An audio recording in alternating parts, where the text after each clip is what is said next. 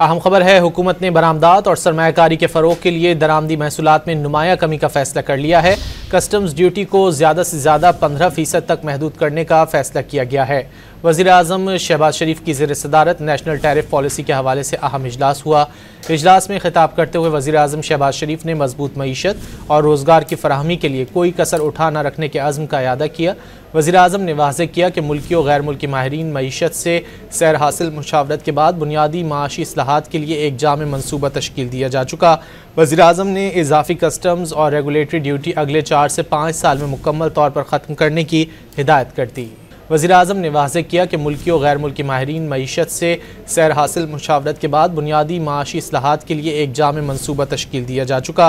वज़ीर आज़म ने इजाफी कस्टम्स और रेगुलेटरी ड्यूटी अगले 4 से 5 साल में मुकम्मल तौर पर ख़त्म करने की हिदायत कर दी।